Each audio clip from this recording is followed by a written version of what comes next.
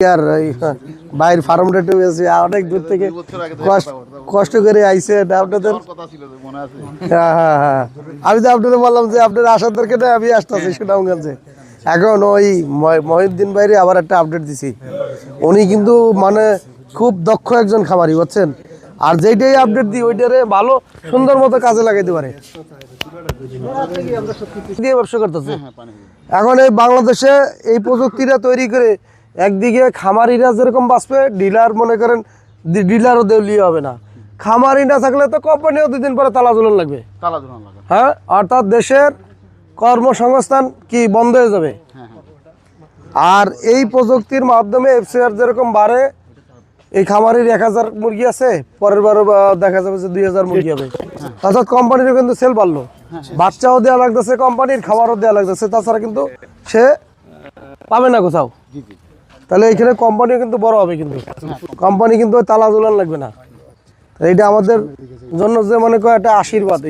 মানে এই পানি আমাদেরও আছে ফার্ম যেখানে ফ্যান কিন্তু লাগে আপনার মোটামুটি লাগে না, ফ্যান খুব বেশি রুদ্র না হলে।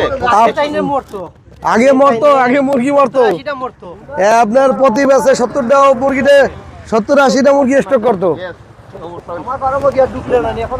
আচ্ছা দেখেন এই যে মানে বাস্তব চিত্র দেখেন, এই রৌদ্রের ভিতরে মুরগি ছাড়া। হ্যাঁ, রৌদ্রের ভিতরে মুরগি ছেড়ে দিয়ে বসে রয়েছে, চিন্তা করছেন। এ তো লোক এই যে রাস্তার পাশে, মেন রাস্তার পাশে কিন্তু দেখবো ওজনটা দেখলে বুঝতে পারবো এই মুরগির বয়স কত। আজকে এই লিটার গুলো কিভাবে ফেলান? আজকে 26 দিন শেষ নাকি 27 দিন চলে নাকি? আচ্ছা, একটু ও পালা নিয়েছেন তো, পালা নিয়েছেন দেখছেন। পায়খানা লিটার একটু দেখেন, লিটারটা কত শক্ত, তাই না? ওই সেফগার্ড পাউডারটা মানে ফিরের সাথে মিক্সার করেছেন, তাই না? একটু হ্যাঁ